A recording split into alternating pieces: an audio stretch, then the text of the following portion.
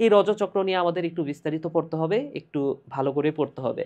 এবং পুরাতন বইয়ের সাথে নতুন বইয়ের কিন্তু আসলে মিল নাই। পুরাতন বইয়ে রজচক্র যেভাবে ব্যাখ্যা করা ছিল, নতুন বইয়ে কিন্তু একটু ভিন্ন উপায়ে ব্যাখ্যা করা আছে। তো নতুন বইয়ের যে ইনফরমেশনগুলা সেগুলা দিয়ে আমি হচ্ছে এই পুরা চক্রটা বোঝাবো, এবং বইয়ের বাইরে গিয়ে কিছু ইনফরমেশন নিয়ে এসে আমি এই চক্রটা বোঝাবো, যাতে তোমাদের বুঝতে সুবিধা হয়। কারণ শুধুমাত্র বই পড়লে এটা বোঝা অনেক সময় মুশকিল হয়ে যায়। যেমন বইয়ে চিত্র দেওয়া আছে, এই যে বইয়ে চিত্র দেওয়া আছে, কিন্তু এই চিত্রগুলা খুব ভালো করে ইন ডিটেলসে আলোচনা করা নাই। তো এই বিষয় আমি আলোচনা করলে এই চিত্রগুলোও ভালো মতো বুঝতে পারবো। আসো তাহলে রজচক্র এই অংশটুকু শুরু করি। তাহলে রজচক্র রজচক্র বা এটার আরেকটা নাম হচ্ছে মেনস্ট্রুয়াল সাইকেল। এটাকে বলা হয় মেনস্ট্রুয়াল সাইকেল। আচ্ছা, তো নামের মধ্যে যদিও মেন শব্দটা আছে, নামের মধ্যে মেন থাকলেও এটা আসলে ওমেনদেরই হয়, মেনের হয় না, পুরুষের হয় না, এটা আসলে মেয়েদেরই হয়। এবং এখানে মেনস্ট্রুয়াল, এই মেন্স কথাটার অর্থ হচ্ছে মান্থ বা মাস। এই কারণে এটাকে আরেকটা নামে ডাকা হয়, যেহেতু মেন্স কথাটার অর্থ হচ্ছে মাস, এটাকে আরেকটা নামে ডাকা হয় মাসিক। তাহলে রজচক্রের আরেকটা নাম হচ্ছে মাসিক। আচ্ছা, তো এই মেনস্ট্রুয়াল সাইকেল, এই মেন থেকে আরেকটা কথা মনে রাখো, এই মেন থেকে আরেকটা কথা মনে রাখো, মেনার কি, মেনার কি বা মেনার্চি যেই নামে আমি বলি, তাহলে কোনো কোনো বই আছে এটাকে বলা হচ্ছে মেনার্কি, আবার কোথাও উল্লেখ করা আছে মেনার্চি, এটাকে বলা হয়েছে মেনার্চি। তো মেনার্কি বা মেনার্চি যেটাই বলি, এই মেনার্কি বা মেনার্চি কথাটার অর্থ হচ্ছে যখন প্রথম রজচক্র শুরু হয়। আচ্ছা, আমরা একটু আজানের জন্য একটু ব্রেক নিই, আজানটা শেষ হলে আবার শুরু করব। তাহলে দেখো ভাইয়া, এই মেনার্কি বা মেনার্চি এটা আসলে কি? এটা হচ্ছে যখন প্রথম রজচক্র, প্রথম রজচক্র, রজচক্রকে আমরা বলতেছি মেনার্কি। এবং আরো একটা ওয়ার্ড মনে রাখো, সেটা হচ্ছে, আরেকটা ওয়ার্ড আছে, সেটা হচ্ছে মেনোপজ। মেনোপজ, এই মেনোপজ নামটা শুনেই বুঝতে পারতেছো, পজ মানে তো বন্ধ হয়ে যাওয়া। তাহলে মেনোপজ মানে কি? যখন রজচক্রটা শেষ হয়ে যায়, বন্ধ হয়ে যায়, তাই না? তাহলে রজচক্র যখন বন্ধ হয়ে যায় সেটাকে বলা হচ্ছে মেনোপজ। তাহলে রজচক্র, রজচক্র বন্ধ হয়ে যাওয়া, এই বন্ধ হয়ে গেলে তখন সেটাকে আমরা বলবো মেনোপজ। তো মেনোপজ কখন ঘটে? যখন একটা মেয়ের বয়স বা একটা নারীর বয়স 45 থেকে 50 বছর বয়সে আসে, সেই সময় কিন্তু মেনোপজ হয়। এবং এরপরে কিন্তু সেই নারীটা আর সন্তান জন্মদান করতে পারে না। আর মেনার্কি এটা শুরু হয় ওই যে বয়ঃসন্ধিতে 11 থেকে 13 বছর, বা অনেক জায়গাতে আছে 12 থেকে 15 বছর বয়সে এই প্রথম রজচক্রটা শুরু হয়, অর্থাৎ মেনার্কিটা শুরু হয় 12 থেকে 15 বছর বয়স। আচ্ছা, তাহলে ভাইয়া আরো একটা কথা মনে রাখো, সেটা হচ্ছে ছেলেদের ক্ষেত্রে যে ঘটনাটা ঘটে, ছেলেদের ক্ষেত্রে বয়ঃসন্ধিতে ওই যে শুক্রাণু তৈরি হওয়া শুরু হলো, এরপর থেকে সারা জীবন চলতে থাকে। ছেলেদের ক্ষেত্রে মনে রাখো, ছেলেদের ক্ষেত্রে শুক্রাণু উৎপাদনটা এটা কিন্তু স্টপ হয় না, মেয়েদের ক্ষেত্রে স্টপ হয়ে যাচ্ছে ডিম্বাণু উৎপাদনটা, কিন্তু ছেলেদের ক্ষেত্রে এটা কিন্তু শেষ হয় না, সারা জীবন চলতে থাকে। তবে মাঝে মাঝে কিছু সমস্যার কারণে কিছু কিছু পুরুষে এইটা আবার বন্ধ হয়ে যেতে পারে। তাহলে অ্যান্ড্রো কথাটার অর্থ যেহেতু শুক্রাণু, অ্যান্ড্রো মানে হচ্ছে শুক্রাণু, তাহলে সেটাকে আমরা কি বলবো? ছেলেদের দেহে যদি আবার শুক্রাণু বন্ধ হয়ে যায়, তাহলে সেটাকে আমরা কি নামে ডাকবো? সেটাকে বলবো আমরা অ্যান্ড্রোপজ।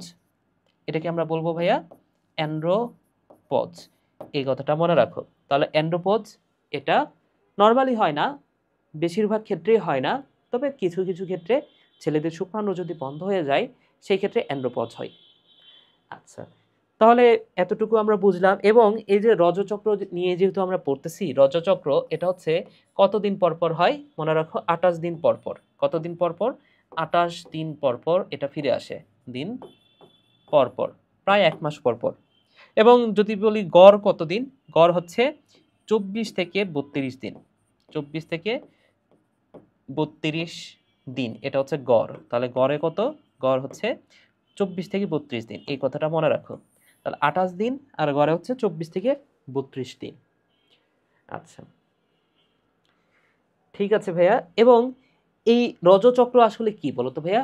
রজচক্রের কারণে একটা স্ত্রী আর সন্তান ধারণ করতে পারলো না, মানে সন্তান ধারণের অক্ষমতা হইলে তো রজচক্র হয়। রজচক্র মানে কি? রজচক্র মানে হচ্ছে রক্ত, এন্ডোমেট্রিয়াম, রক্তজালিকা, হ্যাঁ, ডিম্বাণু, এই জিনিসগুলা যোনিপথ দিয়ে বের হয়ে যাওয়া।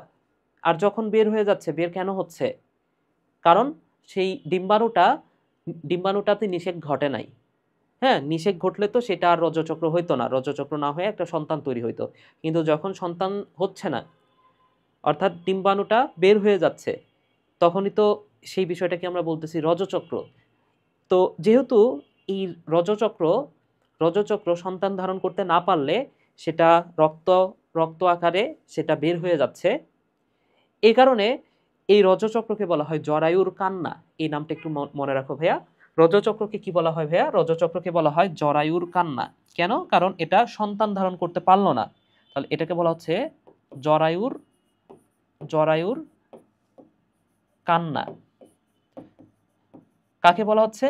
রজচক্রকে। তাহলে রজচক্রকে বলা হয়, বা রজস্রাব বা রজচক্র যাই বলি, রজচক্রকে বলা হয় জরায়ুর কান্না। এই বিষয়টা একটু ভালো করে মাথায় রাখো। তাহলে দেখো এই রজচক্র সম্পর্কে কি কি বলা আছে সেটা আমরা একটু দেখি। রজচক্র এটা হয় গড়ে 28 দিন পর পর, গড়ে না 28 দিন পর পর, আর গড় করলে সেটা হচ্ছে, আচ্ছা সরি সরি সরি, গড়ই হচ্ছে 28 দিন, আমি ভুল বলছি। তাইলে এই যে 24 থেকে 32 দিন, 24 থেকে 32 দিনের মধ্যে কি হয়? 24 থেকে 32 দিনের মধ্যে এই রজচক্রটা হয়, এবং গড় করলে সেটা হয় 28 দিন। সরি, আমি ভুল বলছি, এটাই ঠিক। গড় তো এই 24 আর 32-এর গড় হচ্ছে 28 দিন, তাই না? তাহলে গড়ে 28 দিন পর পর রজচক্রটা হয়। তাহলে এখানে একটু ঠিক করে নিও, এটা কিন্তু গড় না, গড়টা হচ্ছে এই যে 28 দিন, এটা হচ্ছে গড়। এই কথাটা একটু মনে রাখো। আচ্ছা, জরায়ুতে রজস্রাবের সময় যে জিনিসগুলো বের হয়ে যায়, কি কি বের হয় সেটা আমাদের একটু জানতে হবে।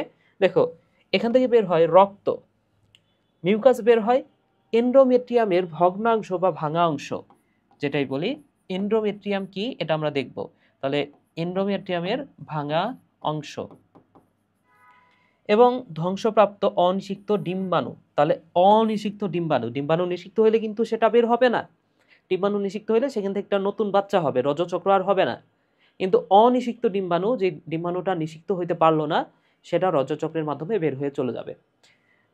ওকে, তাহলে জরায়ুতে রজস্রাবের মাধ্যমে কি কি বের হয়? এই 4টা জিনিস বের হয়, একটু মনে রাখো। রক্ত, মিউকাস, এন্ডোমেট্রিয়ামের ভাঙা অংশ এবং অনিষিক্ত ডিম্বাণু। আচ্ছা, তাহলে এতটুকু আমরা বুঝলাম। এবং রজচক্রের প্রধান কারণগুলো কি কি? রজচক্রের প্রধান কারণগুলো হচ্ছে, যখন হচ্ছে এই যে প্রধান যে কারণটা সেটা হচ্ছে অনিষিক্ত ডিম্বাণু, মানে ডিম্বাণুটা যখন নিষেক ঘটাইতে পারে না, তখন সেটা বের হয়ে যাচ্ছে, এটা হচ্ছে রজচক্রের কারণ। এছাড়াও বইয়ে কয়েকটা কথা লেখা আছে, যেমন গর্ভসঞ্চারের অক্ষমতা। হ্যাঁ, গর্ভসঞ্চার করতে যখন অক্ষম হবে কোন একটা ডিম্বাণু, সেটা হচ্ছে, বা কোন একটা মেয়ে, তখন এই রজচক্রটা হবে। ডিম্বনালীতে পরিণত যে ডিম্বাণুটা বা সেকেন্ডারি ওসাইট মেইনলি হবে, এই পরিণত ডিম্বাণু বা সেকেন্ডারি ওসাইট এসে নির্দিষ্ট নির্দিষ্ট সময় ধরে অবস্থান করে এইখানে। ওকে, তাহলে কতক্ষণ অবস্থান করে? নির্দিষ্ট একটা সময় ধরে অবস্থান করে। কোথায় অবস্থান করে এটা আমরা জানি, কিন্তু একটু পরে আমরা যদিও পড়বো, কিন্তু আমরা কিন্তু আগের ক্লাসে জেনেছি ডিম্বনালীর আমপুলা নামক একটা ফোলা জায়গাতে বা একটি স্ফীত অংশে এই সেকেন্ডারি ওসাইটটা এসে অপেক্ষা করে। কার জন্য অপেক্ষা করে? তার পুকির জন্য অপেক্ষা করে, তাই না? শুক্রাণুর জন্য অপেক্ষা করে। আচ্ছা, তাহলে পুরুষের সাথে যৌন মিলন হলে এই গর্ভসঞ্চার, তাহলে পুরুষের সাথে যৌন মিলন হলে কি হয়? গর্ভসঞ্চার হয়। তাহলে গর্ভসঞ্চার হলে তো ভালো, তাইলে তো আর রজচক্র হচ্ছে না। কিন্তু গর্ভসঞ্চার যদি না হয়, সেই ক্ষেত্রে এই ডিম্বাণুটা বিনষ্ট হয়ে যায় এবং রজস্রাবের মাধ্যমে বের হয়ে যায়। তাহলে এইগুলো হচ্ছে কারণ। ঠিক আছে ভাইয়া? ওকে। এবং রজচক্রটা আমরা শুরু করব তার আগে যে বিষয়টা একটু তোমাদেরকে বলে দিই, বইয়ে আছে, এটা নতুন বই অ্যাড করা আছে, সেটা হচ্ছে pre menstrual syndrome. Pre menstrual syndrome, বা সংক্ষেপে আমি বলতে পারি PMS, বা প্রাক রজস্রাবীয় রজস্রাবীয় উপসর্গ, প্রাক রজস্রাবীয় উপসর্গ বা প্রি মেনস্ট্রুয়াল সিনড্রোম। তো এগুলা কি কি ভাইয়া? এগুলো হচ্ছে 1 নাম্বার এই বয়ঃসন্ধিকালে এই রজচক্রের সময়, অর্থাৎ রজচক্র যখন হবে তার আগ দিয়ে কিছু উপসর্গ দেখা যায়, যেটাকে বলা হচ্ছে পিএমএস। এবং এবং এই উপসর্গগুলো হচ্ছে যেমন ব্রণ ওঠে, স্তন স্পর্শকাতর হয়ে যায়। ঠিক আছে, তাহলে কি কি হয় ভাইয়া? ব্রণ ওঠে। এছাড়াও স্তন স্পর্শকাতর হয়।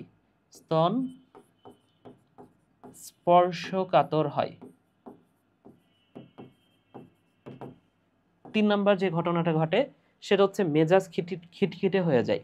ওকে, তাহলে এটা হচ্ছে খিটখিটে ও অস্থির মেজাজ। খিটখিটে ও অস্থির মেজাজ হয়। তাহলে এই উপসর্গগুলা দেখা যায় কিন্তু ভাইয়া, মনে রাখো ভালো করে। ঠিক আছে, তো তোমাদের নতুন বইয়ে এই রজচক্রকে দুইটা চক্রে ভাগ করছে, আরো 2টা চক্রে ভাগ করছে। ঠিক আছে, তো আমি সেই 2টা চক্র একটু তোমাদেরকে লিখে দিই, তারপরে আসো আমি রজচক্রটা পুরাটা ব্যাখ্যা করব। তাহলে এই যে তোমাদের বইয়ে যে কাজটা করা হয়েছে নতুন বইয়ে, সেটা হচ্ছে এই রজচক্রকে 2টা ভাগে ভাগ করা হয়েছে।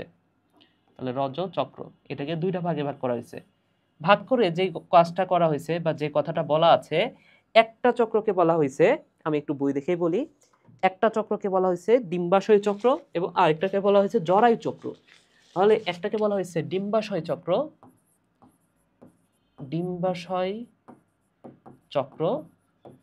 এবং আরেকটাকে বলা হয়েছে জরায়ু চক্র। ওকে, তো এই 2টা চক্রে ভাগ করা হয়েছে, একটা হচ্ছে ডিম্বাশয় চক্র এবং আরেকটা হচ্ছে জরায়ু চক্র। আচ্ছা, তো এই ডিম্বাশয় চক্র এবং জরায়ু চক্র 2টাকে আবার 3টা করে পর্যায়ে ভাগ করছে।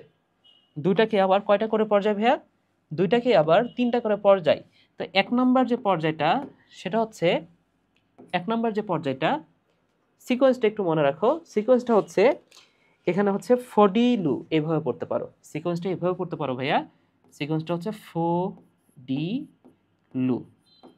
তাহলে এই হচ্ছে সিকোয়েন্স। তাহলে ফ মানে হচ্ছে ফলিকিউলার পর্যায়, ফলিকুলার পর্যায়। ডি মান হচ্ছে ডিম্বপাত পর্যায়। এবং লু মান হচ্ছে লুটিয়াল পর্যায়।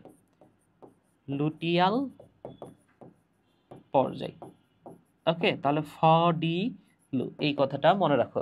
তাহলে ফলিকুলার পর্যায়, ডিম্বপাত পর্যায়, লুটিয়াল পর্যায়, ফডিলু। আর জরায়ু চক্র এটাকেও 3টা ভাগে ভাগ করা হয়েছে। ফার্স্টে হচ্ছে রজস্রাবীয় পর্যায়। ওকে, ফার্স্টে হচ্ছে 1 নাম্বার রজস্রাবীয় পর্যায়।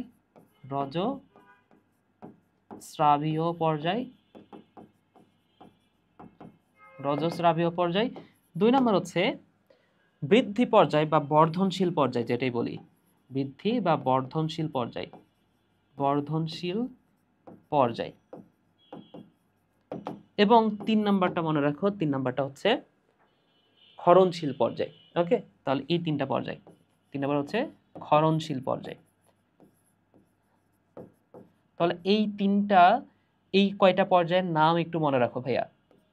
ওকে, এই কয়টা পর্যায়ের নামটা মনে রাখো। আসো আমরা তাহলে এবার শুরু করব। এই 3টা নাম একটু মুখস্থ করে নাও, আমি ততক্ষণে একটু কপি করে ফেলি এটা। হ্যাঁ, কারণ পরের পেজে আবার আমাদের পেস্ট করতে হবে এটা। তাহলে এটাকে একটু ছোট করে দিই এবং ছোট করে এটাকে একটু কপি করে ফেলি। এটা একটু ছোট করে দিই ভাইয়া, ছোট করে কপি করি, ততক্ষণে তোমরা একটু মুখস্থ করে ফেলো। ঠিক আছে, তাহলে আমি আবারও বলি, রজচক্র এটাকে 2টা চক্রে ভাগ করা হয়েছে আরো, ডিম্বাশয় চক্র, জরায়ু চক্র। ডিম্বাশয় চক্র হচ্ছে ফডিলু আর জরায়ু চক্র হচ্ছে এই যে রজবর্ধন ক্ষরণ। ফডিলু রজবর্ধন ক্ষরণ, এই কথাটা মনে রাখো। আচ্ছা, এখন এই 2টা চক্র না একসাথেই ঘটে, এমন না যে এই ডিম্বাশয় চক্রটা ফার্স্টে ঘটলো তারপরে জরায়ু চক্রটা ঘটলো, বিষয়টা এমন না। 3টা চক্র মানে একসাথেই মোটামুটি ঘটে, বুঝতে পেরেছ? তাহলে কি হয় সেটা একটু আমি তোমাদেরকে বলি, এই চক্রগুলোতে আসলে কি ঘটনা ঘটে। তো এর জন্য আমাদের একটু জন্মের আগে যাইতে হবে, জন্মের আগে আসলে কি হয় সেটা একটু আমাদের জানা প্রয়োজন। তো ছেলেদের ক্ষেত্রে যদি বলি, ছেলেদের ক্ষেত্রে বয়ঃসন্ধিতে শুক্রাণু তৈরি শুরু হয় এবং সেটা কিন্তু সারা জীবন চলে। শুক্রাণু তৈরি কখন থেকে শুরু হয় ভাইয়া? বয়ঃসন্ধিতে শুরু হয় এবং এটা কিন্তু সারা জীবনই চলতে থাকে। আর মেয়েদের ক্ষেত্রে আমি একটু জন্মের আগে যদি বলি, জন্মের 5 মাস বয়সে, তাহলে এই কথাটা একটু মনে রাখো, জন্মের আগে কি হয় সেটা একটু দেখাই তোমাদের। জন্মের আগে, তাহলে জন্মের আগে যখন 5 মাস বয়স থাকে একটা ভ্রূণের, সেই সময়টাতে যে ডিম্বাশয় আছে, ডিম্বাশয় মেয়েদের ক্ষেত্রে ওই সময় যে ডিম্বাশয়টা থাকে, এই ডিম্বাশয়ের ভেতরে যে জনন মাতৃকোষ আছে, জনন মাতৃকোষ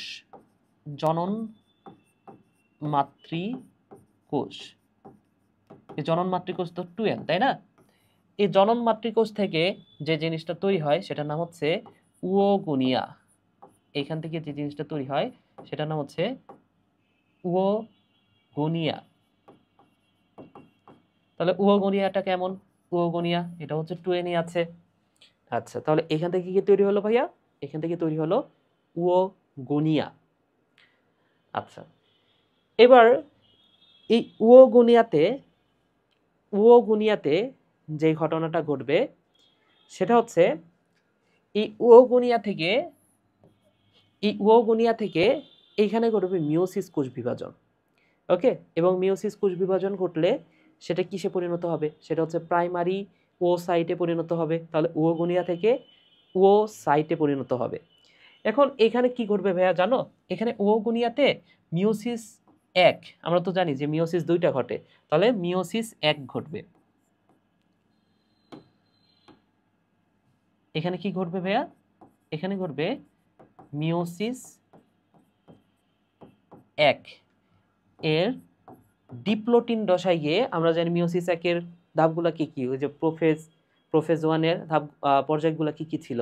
leptotene, zygotene, pachytene, diplotene, diakinesis. এর মধ্যে ডিপ্লোটিন যে পর্যায়টা আছে বা ডিপ্লোটিন যে ধাপটা আছে, সেই জায়গাতে গিয়ে এটা আটকা পড়ে যাবে। তাহলে মিওসিস 1 এর ডিপ্লোটিন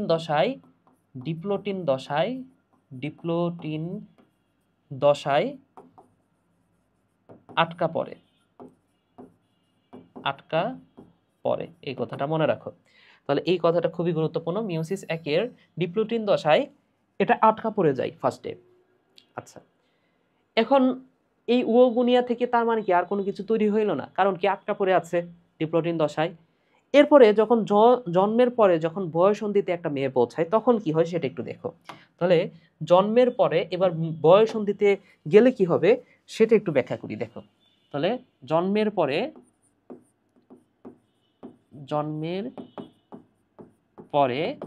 বয়ঃসন্ধিতে যখন একটা মেয়ে পৌঁছায়, বয়ঃসন্ধিতে পৌঁছালে কি ঘটনা ঘটবে? আচ্ছা, বয়ঃসন্ধিতে পৌঁছালে এই সময় যে ঘটনাটা ঘটবে, এই মিওসিস 1টা এখন সম্পন্ন হবে বয়ঃসন্ধিতে। এবং মিওসিস 1টা যখন সম্পন্ন হবে তখন এইখান থেকে যে দুটা জিনিস তৈরি হবে সেটা হচ্ছে, এখান থেকে যে জিনিসটা তৈরি হবে সেটা না হচ্ছে প্রাইমারি ওসাইট। মনে হয় আমি একটা কথা ভুল বলে ফেলছি, দেখো ভাইয়া, এটা একটু কনফিউজড হচ্ছে। আচ্ছা, এটা একটু ভুল বলে ফেলছি, দেখো। এখানে জন্মের আগেই প্রাইমারি ওসাইটটা তৈরি হয়। এই যে ওগোনিয়া থেকে প্রাইমারি ওসাইট যেটা তৈরি হবে সেটা কিন্তু জন্মের আগেই তৈরি হয়ে যায়, ঠিক আছে? এটা হচ্ছে, তাহলে ওগোনিয়া থেকে কি তৈরি হয় ভাইয়া? Primary oocyte. আচ্ছা, এবং প্রাইমারি ওসাইটটা এবার মিওসিস ঘটাবে। আচ্ছা, এখনো তো মিওসিস হয় না, তার মানে কি এটা এখনো 2n আছে। তো এই প্রাইমারি ওসাইট থেকে এখন যে ঘটনাটা ঘটবে, এখন ঘটবে মিওসিস 1, এবং মিওসিস 1 এর ডিপ্লয়েড দশায় গিয়ে সে আটকে যাবে। তাহলে এই সময়টাতে মিওসিস 1 ঘটবে। তাহলে মিওসিস 1 এর ডিপ্লয়েড না ডিপ্লোটিন দশায় আটকে যায়। ডিপ্লোটিন দশায় আটকে যায়, দশায় আটকে যায়। এটা ঘটে জন্মের আগে। তো এবার জন্মের পরে যখন বয়ঃসন্ধিতে আসে সেই সময় কি হবে, এখানে মিওসিসটা সম্পন্ন হবে, এবং যখনই মিওসিসটা সম্পন্ন হবে যে জিনিসটা তৈরি হবে সেকেন্ডারি, প্রাইমারি থেকে তৈরি হবে সেকেন্ডারি ওসাইট। তাহলে এইখান থেকে তৈরি হবে ভাইয়া, এখান থেকে তৈরি হবে সেকেন্ডারি ওসাইট, এখান থেকে তৈরি হবে secondary oocyte, secondary oocyte, oocyte.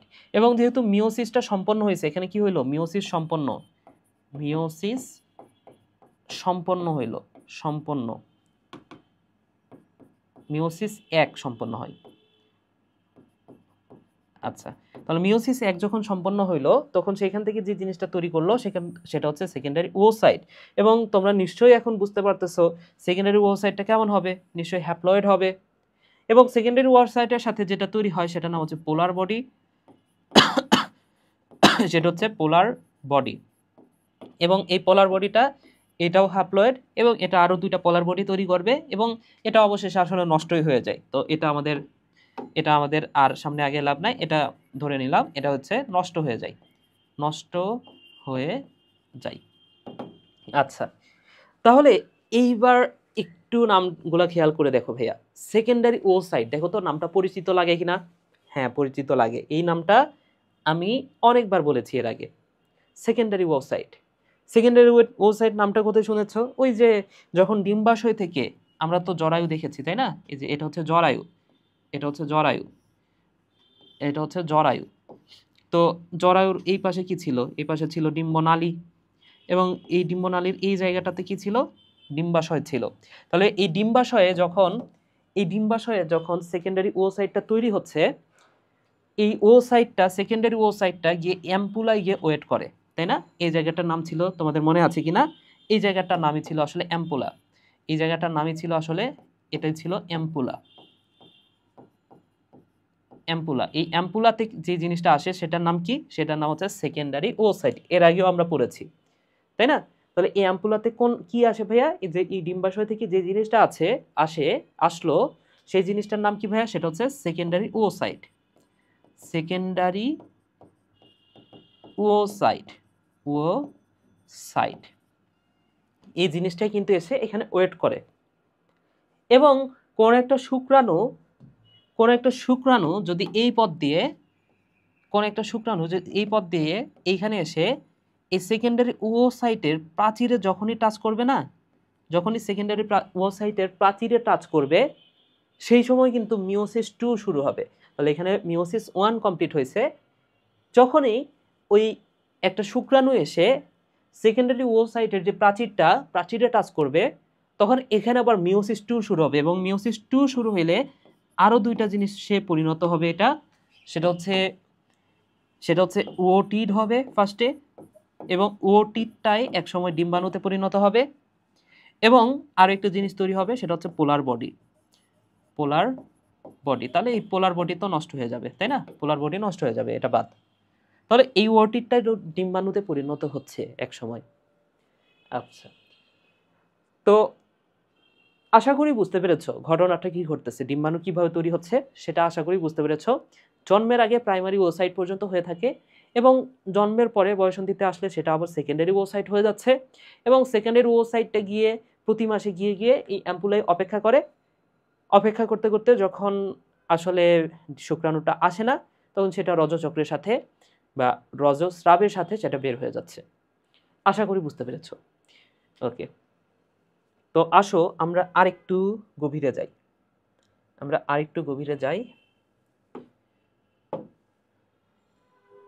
ঠিক আছে।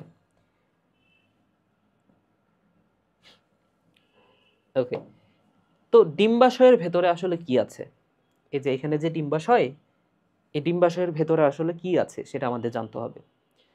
তো ডিম্বাশয়ের ভেতরে কি আছে একটু দেখাই তোমাদের। দেখো, ধরে নাও এটা হচ্ছে একটা ডিম্বাশয়, এটা হচ্ছে একটা ডিম্বাশয়, ডিম্বাশয়। তো এই ডিম্বাশয়ের ভেতরে অনেকগুলা ফলিকল আছে, ফলিকল মানে হচ্ছে থলে, যার ভেতরে কোনো কিছু একটা থাকবে। তাহলে এর ভেতরে প্রায় 10 লক্ষ ফলিকল থাকে। এর ভেতরে কত ভাইয়া কি থাকে ভাইয়া? ফলিকল থাকে। কতগুলা? প্রায় 10 লক্ষের মতো ফলিকল, যেটা আস্তে আস্তে আস্তে আস্তে কিছু নষ্ট হয়ে যায়। নষ্ট হয়ে গিয়ে গিয়ে এক সময় 3 থেকে 4 লক্ষ থাকে। ঠিক আছে? তাহলে প্রথম অবস্থায় কতগুলো ফলিকল থাকে? প্রায় 10 লক্ষ। দুইটা ডিম্বাণু, দুইটা ডিম্বাশয় মিলে 20 লক্ষ ফলিকল থাকে। এই কথাটা মনে রাখো। আচ্ছা, তাহলে এইগুলো হচ্ছে ফলিকল। এই যে এর ভেতরে কিছু থলে থাকে যেগুলোকে বলা হচ্ছে ফলিকল। এখন এই ফলিকলের বৃদ্ধি ঘটাইতে হবে, বা ফলিকলকে স্টিমুলেট করতে হবে, বৃদ্ধি ঘটাইতে হবে। তাহলে ফলিকলকে স্টিমুলেট করবে যে হরমোন, সেটার নাম হচ্ছে ফলিকল স্টিমুলেটিং হরমোন। হ্যাঁ, এটা হচ্ছে জন্মের আগেই কিন্তু এখানে 10 লক্ষ প্রায় ফলিকল আছে, পরে আস্তে আস্তে নষ্ট হয়ে গিয়ে 3 থেকে 4 লক্ষ থাকে। তো এইখানে যে ফলিকলগুলা, এই ফলিকলগুলাকে আমার এখন স্টিমুলেট করতে হবে, এবং স্টিমুলেট করার জন্য বা বৃদ্ধি করার জন্য যে হরমোনটা দরকার সেটা নাম হচ্ছে follicle stimulating hormone. Follicle stimulating hormone, stimulating hormone,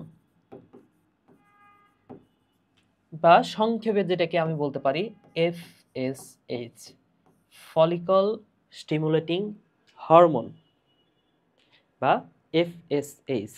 তাহলে ফলিকল স্টিমুলেটিং হরমোন যেই কাজটা করে, এই ফলিকলগুলার বৃদ্ধি ঘটায়। এই যে দেখো, ফলিকলগুলার বৃদ্ধি ঘটাইলো, এবং বৃদ্ধি ঘটাইলে এই ফলিকলটা যেই জিনিসটাতে পরিণত হবে সেটাকে আমরা বলতে পারি প্রাইমারি ওসাইট, তাই না? তাহলে এই ফলিকলগুলা বৃদ্ধি পেয়ে যে জিনিসটাতে পরিণত হইলো, এই যে ফলিকল, এটা তো বাইরে তো ফলিকল, এই ফলিকলের ভেতরে যে জিনিসটা, যে ফোঁটাটা, এটা হচ্ছে এর ভেতরে যে জিনিসটা তৈরি হলো সেটা হচ্ছে প্রাইমারি ওসাইট। এটা নাম হচ্ছে প্রাইমারি ওসাইট। আচ্ছা, তাহলে এটা কিন্তু অপরিণত ফলিকল, কারণ আমরা জানি যে প্রাইমারি ওসাইট থেকে আবার কিন্তু সেকেন্ডারি ওসাইটেও পরিণত হবে। তাহলে এই ফলিকলটা এখন অপরিণত আছে। ফার্স্টেও অপরিণত ছিল, এটা হচ্ছে অপরিণত ফলিকল। তারপরে সেখানে প্রাইমারি ওসাইট তৈরি হলো, এটা তখনও অপরিণতই আছে। এবং এই ফলিকলকে এই ফলিকলকে এই যে ইয়েটা করলো কে, স্টিমুলেট করলো কে? Follicle stimulating hormone. এবং এই হরমোনটা কিন্তু খরিত হয়, মনে রাখো, পিটুইটারি, অগ্র পিটুইটারি গ্রন্থি থেকে। অগ্র পিটুইটারি থেকে যে হরমোনটা খরিত হয়, নিশ্চয়ই তোমরা অষ্টম অধ্যায়ে পড়েছ, অগ্র পিটুইটারি থেকে খরিত হয় ফলিকল স্টিমুলেটিং হরমোন। তাহলে এটা খরিত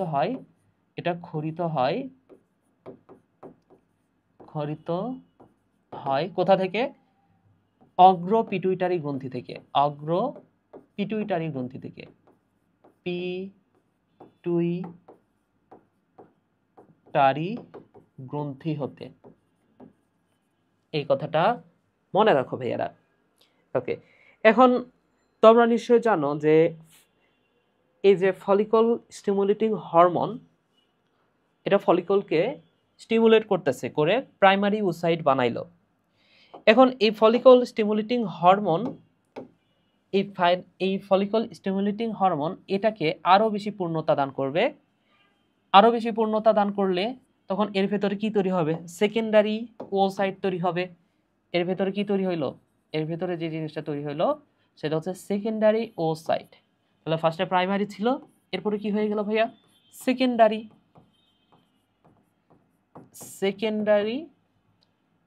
ওসাইট। Secondary oocyte. ওকে, এবং এইখানে এই ফলিকলটা এবার পরিণত হয়ে গেছে। এই যে পরিণত হয়ে গেল, এই পরিণত ফলিকলটাকে বলা হয় গ্রাফিয়ান ফলিকল। মনে রাখো, এই ফলিকলটা এবার কি হয়ে গেছে বলতো? এটা তো সেকেন্ডারি, এতক্ষণ ধরে ফলিকলটা ছিল অসম্পূর্ণ, কিন্তু এইবার কি হয়ে গেছে? এই ফলিকলটা হয়ে গেছে পরিণত ফলিকল। এবার ফলিকলটা হয়ে গেছে পরিণত ফলিকল। এই পরিণত ফলিকলটাকে বলা হয়, এটাকেই বলা হয় গ্রাফিয়ান ফলিকল। এটাকে বলা হচ্ছে গ্রাফিয়ান ফলিকল, এই কথাটা মনে রাখো ভাইয়া, ফলিকল। ওকে, তাহলে দেখো এই যে গ্রাফিয়াল ফলিকল তৈরি হইল, এই যে গ্রাফিয়ান ফলিকল তৈরি হইল কার প্রভাবে? এফএসএইচ এর প্রভাবে। হ্যাঁ, ফলিকল স্টিমুলেটিং হরমোনের প্রভাবে গ্রাফিয়ান ফলিকলে পরিণত হইল। এই বিষয়টাকে বলা হচ্ছে ফলিকিউলার পর্যায়। তাহলে ডিম্বাশয় চক্রের ফলিকুলার পর্যায়টা আসলে কি? ফলিকুলার পর্যায়টা হচ্ছে এই যে প্রাইমারি ওসাইট, তারপর সেকেন্ডারি ওসাইট হইল এবং একসময় ফলিকলগুলা পরিণত হইল, এই বিষয়টাকে বলা হচ্ছে ফলিকিউলার পর্যায়, ফলিকুলার পর্যায়। এবং এই ফলিকুলার পর্যায় ফলিকুলগুলোকে পরিণত করছে তো এফএসএইচ, ফলিকুল স্টিমুলেটিং হরমোন। এবং এই ফলিকল স্টিমুলেটিং হরমোন এটা আরেকটা হরমোন ক্ষরণ করে, ফলিকল স্টিমুলেটিং হরমোন এটা আরও একটা হরমোন ক্ষরণ করে। নামটা মনে রাখো, হরমোনটার নাম হচ্ছে ইস্ট্রোজেন। নারীদের যে হরমোন সেটা হচ্ছে ইস্ট্রোজেন। এই হরমোনটার নাম কি ভাইয়া? হরমোনটার নাম হচ্ছে ইস্ট্রোজেন। তাহলে ফলিকুলার স্টিমুলেটিং হরমোন যে হরমোনটা ক্ষরণ করে বা ক্ষরণ করতে নির্দেশ দেয় সেটাকে বলা হয় ইস্ট্রোজেন। এই কথাটা মনে রাখো। আচ্ছা, এবং আরেকটা কথা আমি একটু বলেই দিই তোমাদেরকে, সেটা হচ্ছে একটু উপরে নিয়ে নিচে নিয়ে নিই। সেটা হচ্ছে দেখো ভাইয়া, এখানে যে অগ্রপিটুইটারি থেকে খরিত হচ্ছে কি? Stimulating hormone, FSH. এখন আমরা কি জানি বলতো? আমরা জানি যে জিটিএইচ বা জিটিএসএইচ, এই জিটিএসএইচ, আচ্ছা জিটিএসএইচ না, জিটিএইচ। জিটিএইচ মানে কি? Gonadotropic hormone, gonadotropic hormone. তাহলে এই গোনাডোট্রপিক হরমোন কয় ধরনের? আমরা জানি গোনাডোট্রপিক হরমোন দুই ধরনের, একটা হচ্ছে এফএসএইচ, ফলিকুলার স্টিমুলেটিং হরমোন, আর একটা হচ্ছে এলএইচ। তাহলে এই গোনাডোট্রপিক হরমোন দুই ধরনের, একটা হচ্ছে ফলিকুলার স্টিমুলেটিং হরমোন এবং আরেকটা হচ্ছে লুটিনাইজিং হরমোন, তাই না? এটা কিন্তু আমরা আগের ক্লাসেও পড়েছি। আচ্ছা, তাহলে এই যে দেখো অগ্রপিটুইটারি যে ফলিকুলার স্টিমুলেটিং হরমোন ক্ষরণ করবে, এই অগ্রপিটুইটারিকে কে নির্দেশ দেয় যে তুমি এখন ফলিকুলার স্টিমুলেটিং হরমোন ক্ষরণ করো? কে নির্দেশ দেয়? সেটা হচ্ছে হাইপোথ্যালামাস। নামটা মনে রাখো, নামটা হচ্ছে হাইপোথ্যালামাস। তাহলে হাইপোথ্যালামাস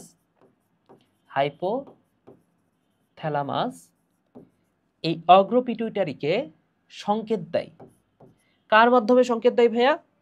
সংকেত দেয়, গত ক্লাসেও আমরা পড়েছি, এই যে গোনাডোট্রপিক স্টিমুলেটিং হরমোনের মাধ্যমে। হ্যাঁ সরি, জিটিআরএইচ স্টিমুলেটিং বলতেছে, আরএইচ গোনাডোট্রপিক রিলিজিং হরমোনের মাধ্যমে। তাহলে রিলিজ করার জন্য যে নির্দেশ দিবে সেটা হচ্ছে রিলিজিং হরমোন। তাহলে গোনাডোট্রপিক হরমোন কি কি? FSH, LH. তাহলে এই যে দেখো হাইপোথ্যালামাস অগ্রপিটুইটারিকে বলবে যে ভাই তুমি এখন এই হরমোনগুলা যেগুলো হচ্ছে গোনাডোট্রপিক হরমোন সেটাকে ক্ষরণ করো। ঠিক আছে, তাহলে এটা কার মাধ্যমে নির্দেশ দেয়? গোনাডোট্রপিক রিলিজিং হরমোন, রিলিজিং হরমোনের মাধ্যমে নির্দেশ দিচ্ছে যে হ্যাঁ এফএসএইচ এবং এলএইচ ক্ষরণ করো। তাহলে এখানে তো আমরা দেখলাম যে এফএসএইচ ক্ষরণ হচ্ছে। এফএসএইচ ক্ষরণের মাধ্যমে কি তৈরি হচ্ছে? এই যে সেটা গ্রাফাইন ফলিকলে পরিণত হইল এবং এই এফএসএইচটা তো একদিক দিয়ে আবার ইস্ট্রোজেন ক্ষরণ করতেছে, এটাও আমরা দেখলাম, তাই না? ওকে, তাহলে এইবার একটু বোঝো, তাহলে আমরা কি বুঝলাম দেখো তো? এই যে হাইপোথ্যালামাস কিন্তু সকল রাজার রাজা। হ্যাঁ, এই যে এই অগ্রপিটুইটারি সে যদি বস হয়, হাইপোথ্যালামাস কিন্তু বসের বস, তাই না? বা বসের বাপ। তাহলে দেখো হাইপোথ্যালামাস থেকে কিন্তু নির্দেশটা আসছে কার কাছে? অগ্রপিটুইটারির কাছে, যে তুমি বাবা এখন এফএসএইচ ক্ষরণ করো। এবং এফএসএইচ যখন ক্ষরণ হচ্ছে, গোনাডোট্রপিক হরমোন তো আরেকটা এলএইচ, লুটিনাইজিং হরমোন। তাহলে এই লুটিনাইজিং হরমোনটাও ক্ষরণ হবে এখন। তো লুটিনাইজিং হরমোন এইবার যে কাজটা করবে, মনে রাখো এই যে গ্রাফিয়ান ফলিকলের ভেতরে কি আছে বলো তো ভাইয়া? গ্রাফিয়ান ফলিকলের ভেতরে আছে সেকেন্ডারি ওসাইট। এই সেকেন্ডারি ওসাইটটা এবার এই গ্রাফিয়ান ফলিকল ফেটে বের হয়ে যাবে, অর্থাৎ এই সেকেন্ডারি ওসাইটটা এটা গ্রাফিয়ান ফলিকল থেকে বিয়োগ হয়ে যাবে, মাইনাস হয়ে যাবে। তাহলে গ্রাফিয়ান ফলিকল থেকে আমি কি করব ভাইয়া? এই যে সেকেন্ডারি ওসাইট, সেকেন্ডারি ওসাইট, তাহলে গ্রাফিয়ান ফলিকল থেকে সেকেন্ডারি ওসাইট এটা বাদ দিয়ে দেওয়া হইলো। যখনই বাদ দিয়ে দিলে এখানে কি থাকবে ভাইয়া বলতো? গ্রাফিয়ান ফলিকল থেকে আমি যদি সেকেন্ডারি ওসাইটটা বের করে দিলে এখানে কি থাকবে? এইখানে এই যে এই অংশটা পুরো থাকলো, আর এটা তো বের হয়ে গেল, তাই না? এই যে এখানে এর ভেতরে যে সেকেন্ডারি ওসাইটটা সেটা বের হয়ে গেল, এই যে বের হয়ে যাচ্ছে, সেকেন্ডারি ওসাইটটা বের হয়ে গেল। আচ্ছা, তাহলে বের হয়ে যাওয়ার পরে এই যে এই অংশটা যে অবশিষ্ট থাকলো, এখানে শুধুমাত্র থাকলো কি তাহলে বলো তো ভাইয়া? এখানে শুধুমাত্র থাকলো এই যে গ্রাফিয়ান ফলিকলের এই যে পরিত্যক্ত যে অংশটা, এই পরিত্যক্ত অংশটা এবার যে জিনিসটাতে পরিণত হবে, এই পরিত্যক্ত জিনিসটা এবার হলুদ হয়ে যাবে। এই পরিত্যক্ত জিনিসটা এবার কি হয়ে যাবে ভাইয়া? হলুদ বর্ণ ধারণ করবে। এবং এই যে হলুদ বর্ণ ধারণ করলো এই পরিত্যক্ত জিনিসটা, এটাকে বলা হয় কর্পাস লুটিয়াম। এই বিষয়টাকে কি বলা হচ্ছে ভাইয়া? এই বিষয়টাকে বলা হয় কর্পাস লুটিয়াম। তাহলে এই যে গ্রাফিয়ান ফলিকল থেকে যখন সেকেন্ডারি ওসাইটটা বের হয়ে যাবে, তখন যে জিনিসটা তৈরি হইলো সেটাকে আমরা বলবো কর্পাস লুটিয়াম। কর্পাস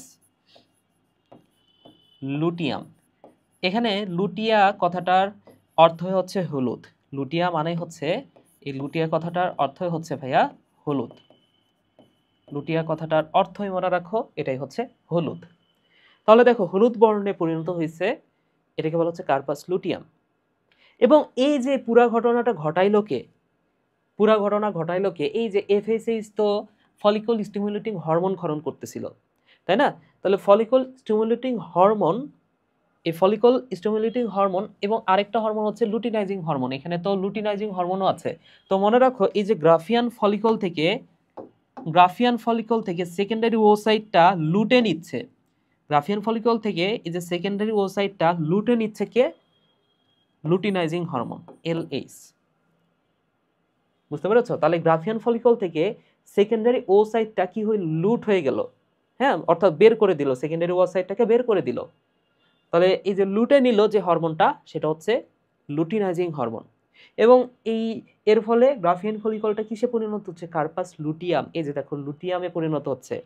তো এই লুটিয়ামে যেহেতু পরিণত হচ্ছে, এই কারণে এটাকে বলা হয় লুটিনাইজিং হরমোন। তো যাই হোক, তো এই যে দেখো গ্রাফিয়ান ফলিকল থেকে সেকেন্ডারি ওসাইটটা বের হয়ে যাচ্ছে।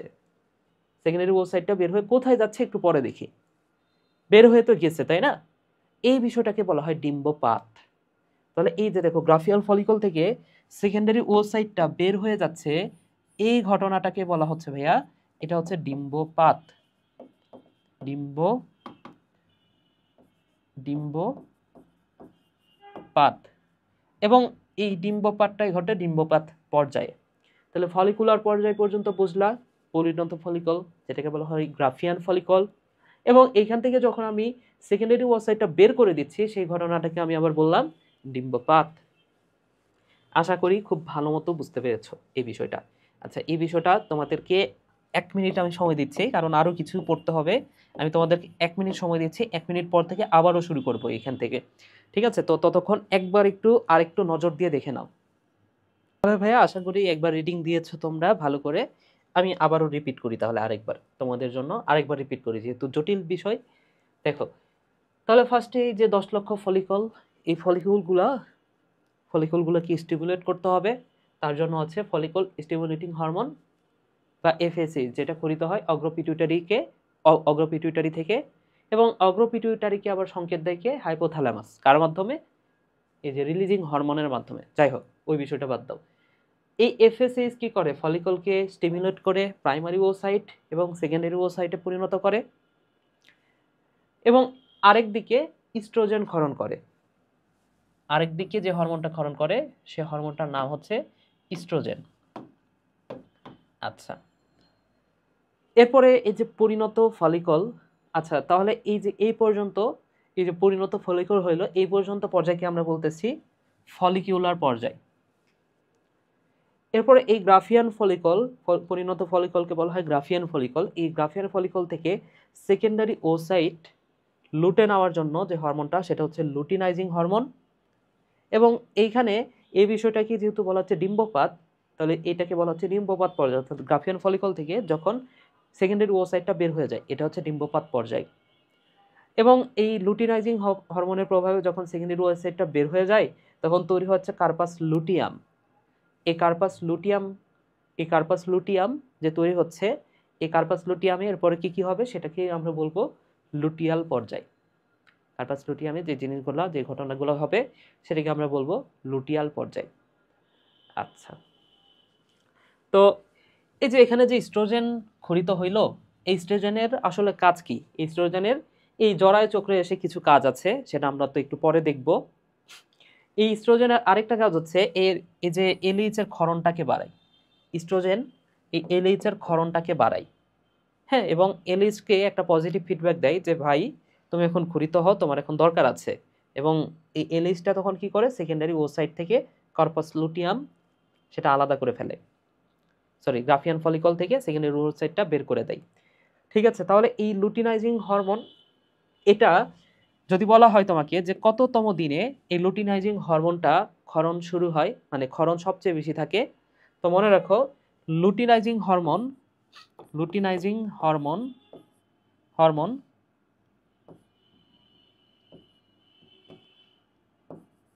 ক্ষরণ সবচেয়ে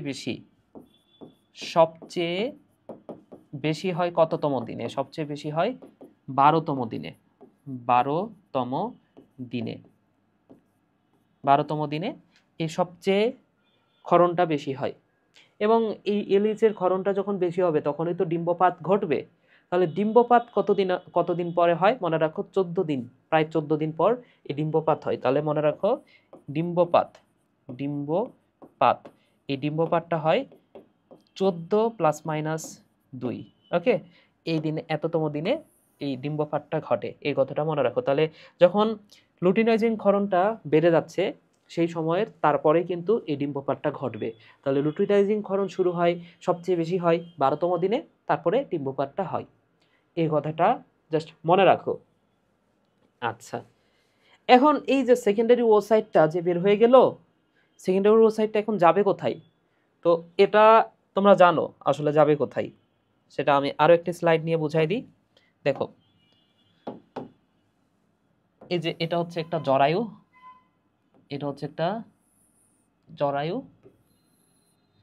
ওকে, এবং জরায়ুর পরে এখানে তো যোনি আছে, আর এই পাশে আছে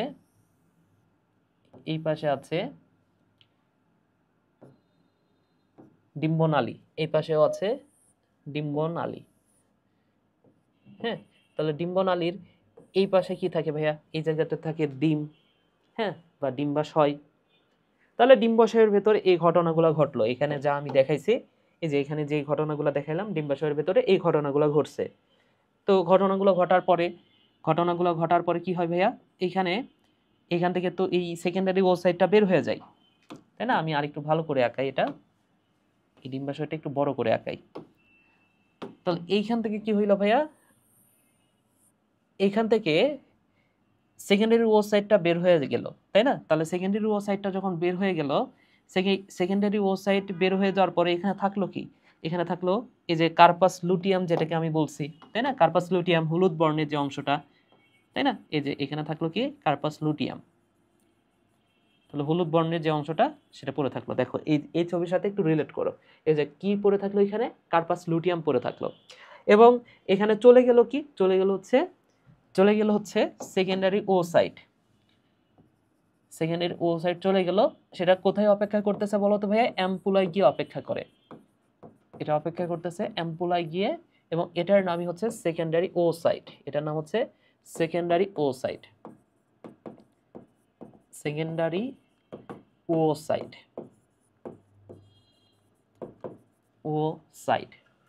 আচ্ছা, তো এই যে দেখো, এই জিনিসটার নাম কি? এটার নাম আবার হচ্ছে কর্পাস লুটিয়াম।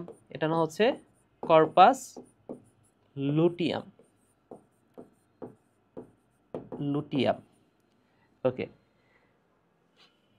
তো এই কর্পাস লুটিয়ামের এখানে বেশ কিছু কোষ আছে। কর্পাস লুটিয়ামের এই যে ভেতরের দিকের যে কোষটা, কর্পাস লুটিয়ামের ভেতরের দিকের যে কোষগুলা, মনে রাখো এই লাল কোষগুলা, এগুলোর নাম হচ্ছে গ্রানুলোসা কোষ। এই কোষগুলোর নাম কি? এই কোষগুলোর নাম হচ্ছে গ্রানুলোসা কোষ। গ্রানুলোসা কোষ। এবং এর বাইরের দিকে বেশ কিছু কোষ আছে, এর বাইরের দিকেও বেশ কিছু কোষ থাকে। এই কোষগুলার নাম হচ্ছে থিকা। এই কোষগুলোর নাম কি ভাইয়া? এই কোষগুলোর নাম হচ্ছে থিকা। তো মনে রাখো এই থিকা থেকে যে হরমোনটা খরিত হয় সেটা হচ্ছে ইস্ট্রোজেন। এই থিকা থেকে যে হরমোনটা খরিত হয় সেটার নাম কি ভাইয়া? সেটার নাম হচ্ছে ইস্ট্রোজেন। হ্যাঁ, এবং ইস্ট্রোজেন এটা কিন্তু এর আগেও এখানে অল্প পরিমাণ খরিত হয়, ঠিক আছে। ইস্ট্রোজেন কিন্তু এর আগেও আমরা দেখেছি কে ক্ষরণ করতেছে, এই যে এফএসএইচ ইস্ট্রোজেন ক্ষরণ করতেছে। তাহলে এইখান থেকে যে ইস্ট্রোজেনটা খরিত হচ্ছে সেটা খুবই অল্প পরিমাণে ইস্ট্রোজেন খরিত হচ্ছে। আর এই যে গ্রানুলোসা কোষ থেকে যে হরমোনটা খরিত হয়, খুবই মনোযোগ দিয়ে খেয়াল করো, এই হরমোনটার নাম হচ্ছে প্রোজেস্টেরন। খুবই মনোযোগ দিয়ে খেয়াল করো ভাইয়া, এই হরমোনটার নাম হচ্ছে প্রোজেস্টেরন। গ্রানুলোসা কোষ থেকে যে হরমোনটা খরিত হয় সেটার নাম হচ্ছে প্রোজেস্টেরন। আচ্ছা, এবং পথে প্রোজেস্টেরন, এটাই মনে রাখো, এটা হচ্ছে প্রেগন্যান্সির হরমোন। পথে প্রোজেস্টেরন, এই হরমোনটার নাম কি? এটা হচ্ছে প্রেগন্যান্সির হরমোন। প্রেগন্যান্সির হরমোন, এই কথাটা ভাইয়া মনে রাখো। পথে প্রোজেস্টেরন, পথে প্রেগন্যান্সির হরমোন। ওকে, আচ্ছা, এইবার ঘটনাটা কি ঘটে সেটা হচ্ছে মেন বিষয়। তাহলে এই যে দেখো এখানে সেকেন্ডারি ওসাইট যেটা, সেটা তো অ্যাম্পুলায় গিয়ে অপেক্ষা করতেছে। সেকেন্ডারি ওসাইটটা অ্যাম্পুলায় গিয়ে সে অপেক্ষা করতেছে। এখন এইখানে যদি শুক্রাণুটা আসে, এখানে যদি শুক্রাণুটা সেখানে মিলিত হয়, তখন মিওসিস 2 সম্পন্ন হবে। মিওসিস 2 সম্পন্ন হয়ে সেখানে ডিম্বাণু হবে এবং ডিম্বাণু হয়ে সেটা জাইগোটে পরিণত হবে, ঠিক আছে। এখানে যদি এই শুক্রাণুটা এসে যুক্ত হয় তাহলে এটা কি হবে? এটা হচ্ছে জাইগোটে পরিণত হবে এবং জাইগোটটা এরপরে কি হবে? মরুলা হবে। এরপরে এটা কি হবে? মরুলা হবে। হ্যাঁ, মরুলা হওয়ার পরে সেটা কি হবে? ব্লাস্টুলা হবে। এখানে এসে কি হবে? ব্লাস্টুলা হবে। এবং এই ব্লাস্টুলা, এই যে এখানে যে ব্লাস্টুলাটা তৈরি হইলো, সেই ব্লাস্টুলা, এই যে এটা হচ্ছে এন্ডোমেট্রিয়াম। এন্ডোমেট্রিয়াম মানে কি তোমাদের নিশ্চয়ই মনে আছে? মেট্রো মানে হচ্ছে জরায়ু, গতকাল আমরা পড়েছি। এবং এন্ডোমেট্রিয়াম এটা হচ্ছে একদম ভেতরের স্তর, জরায়ুর যে ভেতরের স্তর সেটাকে বলা হয় এন্ডোমেট্রিয়াম। তাহলে এই এন্ডোমেট্রিয়ামের প্রাচীরে গিয়ে যুক্ত হবে। এখন এই ব্লাস্টুলা বা এটাকে আমি যদি ভ্রূণ ধরে, এটা যে, আচ্ছা ভ্রূণ না, এটাকে আমি ধরলাম এটা হচ্ছে ব্লাস্টুলা বা ব্লাস্টোসিস্ট। এই ব্লাস্টুলা এটা যদি এই এন্ডোমেট্রিয়ামে যুক্ত হতে চায়, এন্ডোমেট্রিয়ামে থাকার জন্য তার একটা জায়গা লাগবে, তাই না? তো এই জায়গাটা তৈরি করার জন্য, এই যে একটু আগে যে আমরা দেখেছি না যে ইস্ট্রোজেন হরমোন, এফএসএইচ কি করে ভাইয়া? এফএসএইচ ইস্ট্রোজেন হরমোন ক্ষরণ করে। এই ইস্ট্রোজেন হরমোনটা এখানে যে এন্ডোমেট্রিয়ামের প্রাচীরটা আসি, এন্ডোমেট্রিয়ামের প্রাচীরের বৃদ্ধি ঘটায়। এন্ডোমেট্রিয়ামের প্রাচীরের কি করে ভাইয়া? বৃদ্ধি ঘটায়। বুঝতে পেরেছ? তাহলে কোন হরমোনটা বলো তো ভাইয়া? ইস্ট্রোজেন। তাহলে ইস্ট্রোজেন হরমোনটা কি করতেছে মনে রাখো? ইস্ট্রোজেন হরমোনটা একই সাথে লুটিনাইজিং হরমোনটাকে বাড়ায় দিচ্ছে, একটু আগে আমরা দেখেছি। এবং এই ইস্ট্রোজেন হরমোনটাই কি করে? এন্ডোমেট্রিয়ামের প্রাচীরের বৃদ্ধি ঘটায়, এই কথাটা মনে রাখো।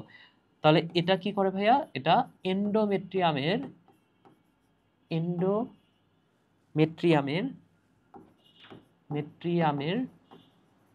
প্রাচীরের বৃদ্ধি ঘটায়, এই কথাটা মনে রাখতে হবে।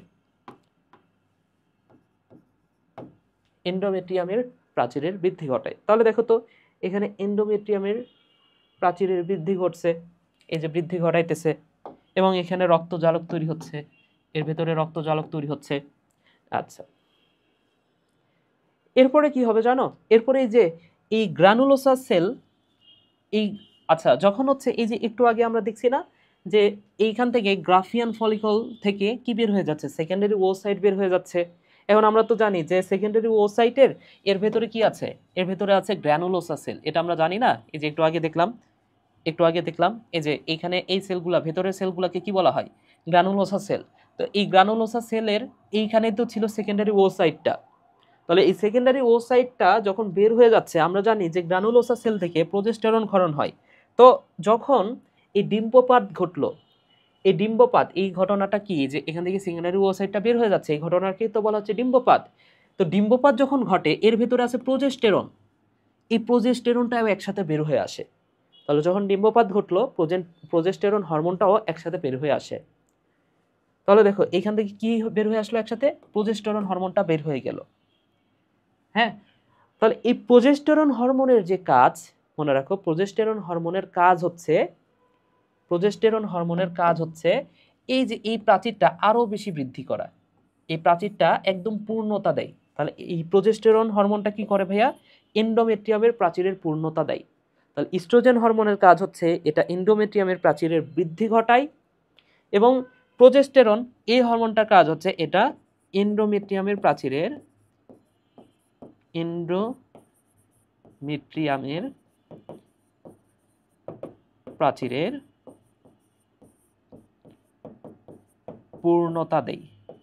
পূর্ণতা দেয়। তাহলে দেখো এখানে জরায়ু চক্রের 3টা পর্যায়, একটা হচ্ছে বর্ধনশীল পর্যায়, ক্ষরণশীল পর্যায় এবং রজস্রাবীয় পর্যায়। তাহলে যখন ইস্ট্রোজেন হরমোনটা এন্ডোমেট্রিয়ামের প্রাচীরের বৃদ্ধি ঘটাচ্ছে, এই যে এন্ডোমেট্রিয়ামের প্রাচীরে যখন বৃদ্ধি ঘটাচ্ছে তখন সেটাকে আমরা বলবো বৃদ্ধি পর্যায়। এই পর্যায়টাকে আমরা কি বলবো ভাইয়া, বর্ধনশীল পর্যায়। এবং যখন প্রোজেস্টেরন হরমোনটা ক্ষরিত হচ্ছে, এই প্রোজেস্টেরন হরমোনের কাজ কি ভাইয়া, প্রোজেস্টেরন হরমোনের কাজ হচ্ছে এটা হচ্ছে এন্ডোমেট্রিয়ামের প্রাচীরে আরো বেশি পূর্ণতা দিচ্ছে। এবং প্রোজেস্টেরনটা কখন ক্ষরিত হচ্ছে বলো তো ভাইয়া, প্রোজেস্টেরন হরমোনটা তখনই ক্ষরিত হচ্ছে যখন এই যে গ্রাফিয়ান ফলিকল থেকে সেকেন্ডারি ওসাইটটা বের হয়ে যাচ্ছে, সেই সময় তো প্রোজেস্টেরনটা ক্ষরিত হয়। যখন গ্রাফিয়ান ফলিকল থেকে সেকেন্ডারি ওসাইটটা বের হয়ে যায়, এই চিত্রটাতে ভালো মতো বুঝতে পারবা, যখন গ্রাফিয়ান ফলিকল থেকে সেকেন্ডারি ওসাইটটা বের হয়ে গেল তখনই তো প্রোজেস্টেরন ক্ষরণ হয়েছে। তাহলে এই কারণে যখন এই প্রোজেস্টেরনটা ক্ষরণ হচ্ছে তখন সেটাকে আমরা বলতেছি ক্ষরণশীল পর্যায়। এবং এই প্রোজেস্টেরনের কাজ হচ্ছে এন্ডোমেট্রিয়ামের প্রাচীরটা পূর্ণতা দিচ্ছে। এই কথাটা ভালো করে খেয়াল করো।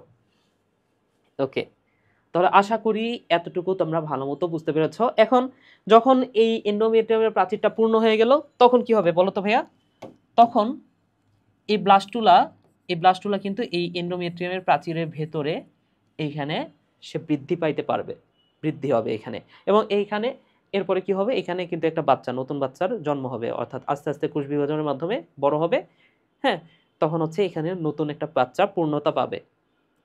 এখন এইখানে যদি নিষেকটা হয়ে যায় এবং এখানে যদি বাচ্চাটা হয় তাহলে তো রজচক্রটা ঘটবে না। যদি নিষেকটা হয়ে যায় তখন তো আর রজচক্রটা ঘটবে না, তাই না? তো এই ঘটনাটা যদি না ঘটে, ধরে নাও যে এই ব্লাস্টুলায় পরিণত হইল না, এই বাচ্চাটাও তৈরি হয় নাই, ব্লাস্টুলা মোরুলা কোনো কিছু তৈরি হয় নাই, তখন কি হবে? যদি ব্লাস্টুলা তো পরিণত হয় তখন তো সেটা নতুন বাচ্চায় পরিণত হবে এন্ডোমেট্রিয়ামের প্রাচীরে গিয়ে। যদি ব্লাস্টুলা পরিণত না হয় তখন আসলে কি হবে? তখন যে ঘটনাটা ঘটবে, এই যে দেখো এখানে যে ঘটনাটা ঘটছিল, যে এখানে প্রোজেস্টেরন বের হয়ে আসছিল, প্রোজেস্টেরন এই প্রাচীরটাকে পূর্ণতা দিল, প্রোজেস্টেরন হরমোনটা কি করলো, এই প্রাচীরটাকে পূর্ণতা দিল, ভালো কথা, পূর্ণতা দিল। এখন যদি এই প্রোজেস্টেরনটা আচ্ছা এখান থেকে একটু বোঝো, যখন এই প্রোজেস্টেরনটা বের হয়ে আসলো, এই প্রোজেস্টেরনটা ক্ষরণ করলো কি, এই যে এই জিনিসটা বা এই যে এটার নাম কি, কর্পাস লুটিয়াম। এবং কর্পাস লুটিয়ামের বর্ণটা কেমন, হলুদ। এখন এটা যদি এখন 10 থেকে 12 দিনের মধ্যে এই 10 থেকে 12 দিনের মধ্যে যদি নিষেকটা না ঘটে, তাহলে এই যে কর্পাস লুটিয়ামটা কেমন ছিল, হলুদ ছিল, এই কর্পাস লুটিয়ামটা এখন শুকায় সাদা হয়ে যাবে। বুঝতে পেরেছো? তখন সেটাকে আমরা কি বলবো, তখন সেটাকে আমরা বলবো, তোমরা জানো যে অ্যালবা মানে হচ্ছে সাদা, তখন সেটাকে আমরা বলবো অ্যালবা মানে হচ্ছে সাদা, তাহলে সেটাকে আমরা বলবো অ্যালবিক্যান্স। তাহলে এটাকে আমরা বলবো কর্পাস আলবিকান্স। তাহলে কি বললাম দেখো, সবকিছু পেঁচায় যাইতে পারে। আরেকবার ভালো করে মনোযোগ দিয়ে শোনো। এইখান থেকে যে সেকেন্ডারি ওসাইটটা সেটা যাবে কোথায়, অ্যাম্পুলাতে যাবে। অ্যাম্পুলাতে গিয়ে তার সখার জন্য ওয়েট করবে বা তার পুকির জন্য ওয়েট করবে। এখন পুকি যদি না আসে, পুকি না আসলে কি হবে, এই যে এই হলুদ অংশটা সেটা শুকায় সাদা হয়ে যাবে। এবং যখনই সাদা হবে তখন এই প্রোজেস্টেরন আর ক্ষরণ হবে না। এখান থেকে তো এতক্ষণ ধরে প্রোজেস্টেরন ক্ষরণ হচ্ছিল, কিন্তু এখন আর প্রজেস্টেরন ক্ষরণ হবে? এখন আর প্রজেস্টেরন ক্ষরণ হবে না। তাহলে মোটামুটি 10 থেকে 12 দিন এই প্রজেস্টেরনটা ক্ষরণ হয় এবং 10 থেকে 12 দিন পরে প্রজেস্টেরন ক্ষরণটা বন্ধ হয়ে যায়। এই কথাটা মনে রাখো। তাহলে এই যে প্রজেস্টেরন যে ক্ষরণ হবে, মনে রাখো এই প্রজেস্টেরনটা 10 থেকে 12 দিন ক্ষরণ হওয়ার পরে বন্ধ হয়ে যায়। মনে রাখো, এই পাশে লিখে দিই, এই প্রজেস্টেরন হরমোনটা, এই হরমোনটা 10 থেকে 12 দিন পরে 10 থেকে 12 দিন পর ক্ষরণ বন্ধ হয়ে যায়। এবং যখন সবগুলো হরমোনই মোটামুটি ক্ষরণ বন্ধ হয়ে যাবে, যখন সবগুলো হরমোনই এখান থেকে প্রজেস্টেরন ক্ষরণ হচ্ছে না, এই যে লুটিনাইজিং হরমোন এগুলোও ক্ষরিত হচ্ছে না, ফলিকল স্টিমুলেটিং এগুলোও আর ক্ষরিত হচ্ছে না, সেই সময় কি হবে? যখন এই সব কিছু মারা গেল, এই যে এইটা সাদা হয়ে গেল, হলুদ ছিল সাদা হয়ে গেল, এই ডিম্বাণুটা এটাও পরিণত হতে পারলো না, এন্ডোমেট্রিয়ামের প্রাচীরটাও পূর্ণ হয়েছে কিন্তু এটা বাচ্চা ধারণ করলো না, তখন কি হবে? এগুলা রক্ত, এর সাথে মিউকাস, এন্ডোমেট্রিয়ামের যে ভাঙ্গা অংশ এবং ডিম্বাণু, এই জিনিসগুলা যোনিপথের মাধ্যমে বের হয়ে যাবে এবং সেই বিষয়টাকে আমরা বলতেছি রজত চক্র। বুঝতে পেরেছ? তাহলে এই বিষয়টাকে আমরা কি বলি ভাইয়া? এই বিষয়টাকে আমরা বলি রজত চক্র। আশা করি বুঝতে পেরেছ এই বিষয়টা। হ্যাঁ, তাহলে এই যে এই ঘটনাগুলা, সবগুলা ঘটনা যদি একের পর একটা ঘটবে, এরপরে যদি নিষিক্ত না হয়, সেক্ষেত্রে রজচক্র হয়ে রক্ত সহ যা কিছু আছে সব বের হয়ে যাবে। এখন একটা বিষয় বুঝছো, তাহলে রজচক্রটা বুঝছো আশা করি। এখন একটা বিষয় বুঝো, সেটা হচ্ছে এই ব্লাস্টুলাটা কোথায় যাবে? এর ভেতরে যাবে। যদি এখানে নিষেক ঘটে এবং নিষেক ঘটলে সেখানে মরুলা, তারপরে তৈরি হবে ব্লাস্টুলা, এবং ব্লাস্টুলাটা কোথায় যাবে? এই এন্ডোমেট্রিয়ামের প্রাচীরে যাবে, এবং প্রাচীরে গেলে এটাই তো ভ্রূণ। তাহলে মনে রাখো, এই ভ্রূণের, এটাই তো ভ্রূণ। তাহলে এই ভ্রূণের সর্ববহিস্থ যে স্তর, এই ভ্রূণের সর্ববহিস্থ স্তরটাকে বলা হয় কোরিয়ন। এই স্তরটার নাম কি ভাইয়া? এই স্তরটার নাম হচ্ছে কোরিয়ন। তো এই কোরিয়ন থেকে একটা হরমোন ক্ষরিত হয়, যে হরমোনটার নাম হচ্ছে, এই কোরিয়ন থেকে একটা হরমোন ক্ষরিত হয় যার নাম হচ্ছে হিউম্যান কোরিয়নিক গনাডোট্রফিন। হরমোনটার নাম কি ভাইয়া? Human chorionic gonadotropin. এই হরমোনটার নাম হচ্ছে হিউম্যান কোরিয়নিক গনাডোট্রফিন। এবং এই যে একটা মেয়ে প্রেগনেন্ট হয়েছে কিনা সেটা যে পরীক্ষা করা হয় একটা স্ট্রিপ দিয়ে, ওই স্ট্রিপের বর্ণ পরিবর্তন করার জন্য দায়ী হচ্ছে এই যে হিউম্যান কোরিয়নিক গনাডোট্রফিন, এই হরমোনটা। তাহলে এই হরমোনটা কি করে? এই হরমোনটার নামটাও লিখে দিই, এটা হচ্ছে হিউম্যান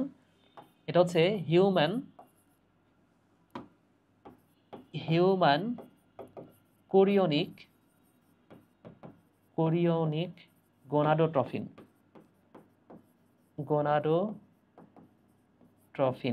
তাহলে এই হরমোনটার কাজ কি ভাইয়া? এই হরমোনটার কাজ হচ্ছে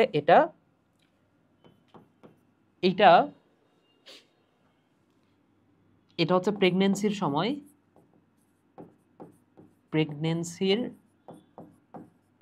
সময় স্ট্রিপের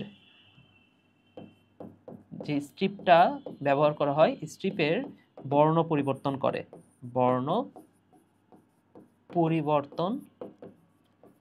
করে। ওকে। এবং এই হরমোনের আরো একটা কাজ আছে। এই হরমোনের আরেকটা কাজ হচ্ছে দেখো, এখানে আমরা জানি যে যদি নিষিক্ত না হয় এই ডিম্বাণুটা, সেই ক্ষেত্রে কি হবে? এই কার্পাস লুটিয়ামটা অ্যালবিক্যান্সে পরিণত হবে, এবং এটা যখন অ্যালবিক্যান্সে পরিণত হবে, এই হলুদ অংশটা যখন সাদা হয়ে যাবে, তখন তো এখান থেকে আর প্রজেস্টেরন হরমোন ক্ষরিত হবে না, প্রজেস্টেরন হরমোন ক্ষরণ বন্ধ হয়ে যাবে, তাই না? তাহলে এটা কতদিন পর? মোটামুটি 10 থেকে 12 দিন পর প্রজেস্টেরন হরমোনটা ক্ষরণ একদমই বন্ধ হয়ে যায়। 10 থেকে 12 দিন পর, এখানে লেখা আছে, এই যে দেখো, 10 থেকে 12 দিন পর প্রজেস্টেরন ক্ষরণ বন্ধ হয়ে যায়। কিন্তু যদি নিষিক্ত হইলে তো এই যে কোরিয়ন থেকে হিউম্যান কোরিয়নিক গনাডোট্রফিন হরমোন ক্ষরিত হবে।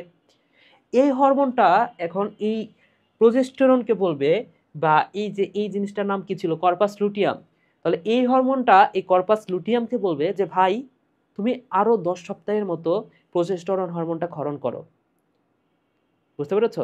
তাহলে যদি যদি ওই হরমোনটা ক্ষরিত হয়, কোরিয়ন থেকে যখন এই হরমোনটা ক্ষরিত হবে, তখন এই কর্পাস লুটিয়াম যেটা, সেটা আর কর্পাস অ্যালবিকান্সে পরিণত হবে না, সাদা আর হবে না, সেটা হলুদই থাকবে। এবং এইটা কি করবে ভাইয়া, এটা আরো 10 সপ্তাহের মতো প্রজেস্টেরন হরমোন ক্ষরণ করবে। তাহলে এটা আরো 10 সপ্তাহের মতো কি করবে ভাইয়া, প্রজেস্টেরন হরমোন ক্ষরণ করবে। এবং এই কোরিয়ন এইখান থেকে যখন হচ্ছে অমরা তৈরি হবে, এই ভ্রূণ থেকে যখন অমরা তৈরি হবে, সেই অমরাটা কিন্তু আবার প্রজেস্টেরন ইস্ট্রোজেন হরমোন ক্ষরণ করতে পারে। যখন এখান থেকে এই কোরিয়ন থেকে যখন আস্তে আস্তে অমরা তৈরি হবে, এই অমরা কিন্তু আবার প্রজেস্টেরন ইস্ট্রোজেন হরমোন ক্ষরণ করে। তাহলে প্রজেস্টেরন ইস্ট্রোজেন ক্ষরণ করে, ইস্ট্রোজেন ক্ষরণ করে। তাহলে দেখো, এই হিউম্যান কোরিয়নিক গনাডোট্রপিন এই হরমোনটা কি করবে, কর্পাস লুটিয়ামকে গিয়ে বলবে যে বস, তোমার এখন কাজ আছে, তোমার সাদা হওয়া যাবে না, তুমি প্রজেস্টেরন হরমোন ক্ষরণ করো। এবং 10 সপ্তাহ পর্যন্ত ক্ষরণ করার পরে এই কর্পাস লুটিয়ামটা আর প্রজেস্টেরন ক্ষরণ করে না, কারণ ততক্ষণে অমরা তৈরি হয়ে গেছে। এবং এই অমরা যখন তৈরি হয়ে যায়, অমরা তৈরি হয়ে গেলে সে নিজেই তখন প্রজেস্টেরন ইস্ট্রোজেন ক্ষরণ শুরু করে। বুঝতে পেরেছো? তো তার মানে তাহলে কি হবে বলো তো ভাইয়া, তাইলে আস্তে আস্তে একটা বাচ্চা ছোট থেকে বড় হবে। তাহলে এই ছিল আজকের টপিক। তো তোমরা এখন নিশ্চয়ই বুঝতে পারবা। তাহলে দেখো, এই যে ক্ষরণশীল পর্যায়, তার মানে বুঝতে পেরেছো, যখন ক্ষরণশীল পর্যায় বুঝলা, যখন হচ্ছে ওই যে গ্রাফিয়ান ফলিকল থেকে সেকেন্ডারি ওসাইটটা ক্ষরণ হচ্ছে। এবং রজস্রাবীয় পর্যায়ে কি হয় বলতো ভাইয়া, রক্ত সহ আরো যে এন্ডোমেট্রিয়ামের ভাঙা অংশ সেগুলো বের হয়ে চলে যায়। এটা হচ্ছে রজস্রাবীয় চক্র। তাহলে 6টা চক্র, সবগুলা 6টা পর্যায়, সবকিছু আমরা পড়েছি।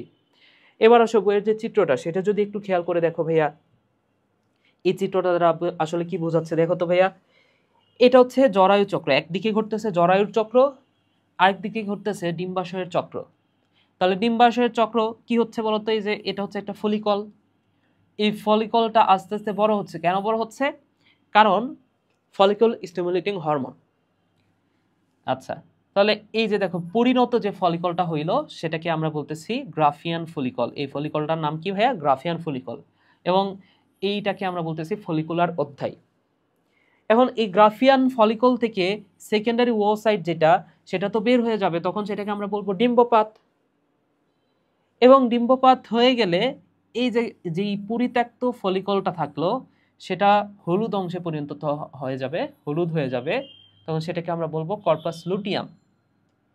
আচ্ছা, তাহলে এটাকে আমরা বলতেছি কর্পাস লুটিয়াম অধ্যায়, লুটিয়াল অধ্যায়। এবং এই কর্পাস লুটিয়াম কি ক্ষরণ করে বলতো ভাইয়া? এই কর্পাস লুটিয়াম প্রজেস্টেরন হরমোন ক্ষরণ করে এবং সামান্য পরিমাণ ইস্ট্রোজেন ক্ষরণ করে। এবং এই পাশে একই সাথে আরেকটা ঘটনা ঘটতে আছে, দেখো, এন্ডোমেট্রিয়ামের যে প্রাচীরটা, সেটা রজস্রাবীয় পর্যায়ের সময় তো এন্ডোমেট্রিয়ামের প্রাচীরটা একদমই নাই বললেই চলে, নাই। এন্ডোমেট্রিয়ামের প্রাচীর সবকিছু যেহেতু চলে গেছে রক্তের সাথে, তার মানে কি এন্ডোমেট্রিয়ামের প্রাচীরে এটা একদম একদম সরু আছে। এরপরে দেখো, বর্ধনশীল পর্যায়ে কি হবে, ইস্ট্রোজেন হরমোন ক্ষরণ করবে। এখানে ইস্ট্রোজেন হরমোন কি করবে, ইস্ট্রোজেন হরমোনটা এই প্রাচীরটাকে আস্তে আস্তে বড় করবে। এরপরে ক্ষরণশীল পর্যায়ে প্রজেস্টেরন এখানে কাজ করবে, প্রজেস্টেরন এই হরমোনটা কি করবে ভাইয়া, এটাকে একদম পূর্ণতা পিকে উঠাবে। রক্তনালী দেখো, এর ভিতরে রক্তনালী আছে এবং এন্ডোমেট্রিয়াম প্রাচীরটা এটা পিকে উঠাবে। এবং তারপরে আবারও রজস্রাব হবে। তাহলে কত দিন, আমি যদি বলি যে 1 থেকে 5 দিন পর্যন্ত এটা হচ্ছে রজস্রাবীয় পর্যায়, তারপরে 5 থেকে 13 দিন পর্যন্ত এটা হচ্ছে বর্ধনশীল পর্যায়, এবং 14 থেকে 28 দিন পর্যন্ত এটা হচ্ছে ক্ষরণশীল পর্যায়। এই কথাটা আমি বলতে পারি। তাহলে দেখো, প্রথম 5 দিন এটা হচ্ছে 1 থেকে 5 দিন,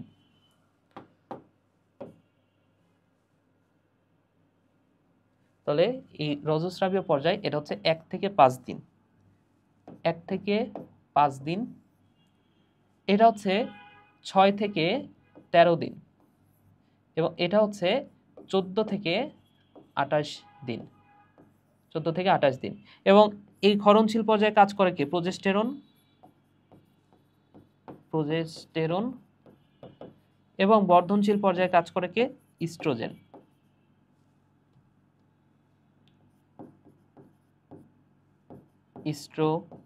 এই নামটা মনে রাখো ভাইয়া। আশা করি বুঝতে পেরেছো পুরা বিষয়টা তোমাদেরকে ব্যাখ্যা করলাম। এবার আসো, তোমরা এই পুরা জিনিসটা যদি মনে নাও রাখতে পারো, এই ছকটা একটু ভালো করে মনে রাখার চেষ্টা করো। ভাইয়া। এখানে দেখো, এটা হচ্ছে আগের বইয়ের ইনফরমেশন। আগের বইয়ে যে বিষয়টা ছিল সেটা হচ্ছে নিরাময় পর্ব, বৃদ্ধি পর্ব, প্রাক রজস্রাবীয় পর্ব এবং রজস্রাবীয় পর্ব। ঠিক আছে, এই 4টা পর্যায়ে ভাগ করা ছিল। তাহলে নিরাময়, বৃদ্ধি, প্রাক রজস্রাবীয় এবং রজস্রাবীয়। তো আমরা তো নতুন বইয়ের ইনফরমেশনগুলো পড়েছি, এই ছকটা একটু মনে রাখার চেষ্টা করো। তো এখানে কি কি লেখা আছে সবগুলো ইনফরমেশন এক জায়গাতে করা আছে। যেমন নিরাময় পর্ব, এটা কততম দিন? এটা হচ্ছে 3য় থেকে 6ষ্ঠতম দিন। বৃদ্ধি পর্ব, এটা হচ্ছে 7 থেকে 14তম দিন, 15 থেকে 28তম দিন, এবং এটা হচ্ছে 4 থেকে 5 দিন, রজস্রাবীয় চক্র। ঠিক আছে। আচ্ছা, এই নিরাময় পর্বে তো এন্ডোমেট্রিয়ামের প্রাচীর এটা একদমই ছোট থাকে, মাত্র 1 মিলিমিটার, তারপর 3 মিলিমিটার হবে, 3 থেকে 4, তারপর 4 থেকে 5 থেকে 6, তাহলে 1, 3, 4, 5, 6 এভাবে করতে পারো। এবং রজস্রাবীয় চক্রে তো এটা একদমই গলে সব চলে যাবে। আচ্ছা, বৃদ্ধি পর্বের সময় ইস্ট্রোজেন কাজ করে। 12তম দিনে এই লুটিনাইজিং হরমোনের ক্ষরণটা সবচেয়ে বেশি বেড়ে যায়। ঠিক আছে। আর এই সময়ে কাজ করে কে? প্রোজেস্টেরন, যেটা বুঝাইছি তোমাদের একটু আগেও বুঝাইছি, যে যখন এটা এন্ডোমেট্রিয়ামের প্রাচীর সবচেয়ে বেশি পুরু হয় তখন সেখানে কাজ করে প্রোজেস্টেরন। ওকে। আর যখন রজস্রাব হবে তখন এই এফএসএইচ, এলএইচ, ইস্ট্রোজেন, প্রোজেস্টেরন এই হরমোনগুলো থাকে না বললেই চলে। ঠিক আছে। আর এখানে কি হবে বলতো ভাইয়া? এখানে ডিম্বাশয়ের ফলিকলটা বৃদ্ধি ত্বরান্বিত হবে। 14তম দিনের পরে ডিম্বপাত হবে। আচ্ছা, এখানে তাহলে 14তম দিনে ডিম্বপাত হবে। এখানে প্রোজেস্টেরনের কারণে এন্ডোমেট্রিয়ামের প্রাচীর এটা হচ্ছে রক্তবাহিকা সমৃদ্ধ হবে, কোষে পুষ্টি পদার্থ বেড়ে যাবে এবং এইখানে রক্তক্ষরণ শুরু হবে, যেটিকে রজস্রাব বলা হয়। রজস্রাবের পরিমাণ কতটুকু? 30 থেকে 40 মিলিলিটার। এই কথাটা ভাইয়া মনে রাখো। ঠিক আছে, তাহলে রজস্রাব সম্পর্কে আমরা পড়লাম, সব কিছুই বুঝলাম। এই যে এখানেও চিত্রটা দেওয়া আছে, এই চিত্রটা একটু ভালো করে খেয়াল করো। এখানে একটু স্পেশাল জিনিস, সেটা হচ্ছে কর্পাস লুটিয়ামটা আস্তে আস্তে সাদা হয়ে যায়, যেটাকে বলা হচ্ছে কর্পাস অ্যালবিক্যান্স। বুঝতে পেরেছো? যেটা আমি বুঝাইছি তোমাদের। আচ্ছা, তাহলে রজচক্রের তাৎপর্যটা কি? রজচক্র হচ্ছে মেয়েদের প্রজনন ক্ষমতার সূচনা ঘটায়। প্রতি মাসে একবার করে গর্ভধারণের সুযোগ সৃষ্টি হয় এবং নিয়মিত রজচক্র মেয়েদেরকে প্রজননিক সুস্থতার বহিঃপ্রকাশ ঘটায়। তাহলে রজচক্র এটা না হলে কিন্তু একটা মেয়ে সন্তানই ধারণ করতে পারবে না। তাহলে প্রজননের যে সুস্থতা, একটা মেয়ে যে সুস্থ আছে সেটা বুঝবে কিভাবে? প্রজননের জন্য যে সুস্থ, সেটা বোঝার উপায় হচ্ছে রজচক্র। আশা করি তোমরা খুব ভালো মতোই বুঝতে পেরেছো বিষয়টা। তো অনেকক্ষণ ধরে বুঝাইলাম, সব বিষয়ই খুব ডিটেলসে বোঝানোর চেষ্টা করছি। তো যদি কোনো প্রশ্ন থাকে এরপরেও আমাকে জিজ্ঞেস করতে পারো, পরবর্তীতে আমাকে ইনবক্স করতে পারো। হ্যাঁ, গ্রুপে পোস্ট করো, তাহলে আমি বুঝে নিব, তাহলে আমি তোমার কমেন্টের উত্তর দিব। ঠিক আছে ভাইয়ারা, সবাই ভালো থাকো, সুস্থ থাকো, টাটা।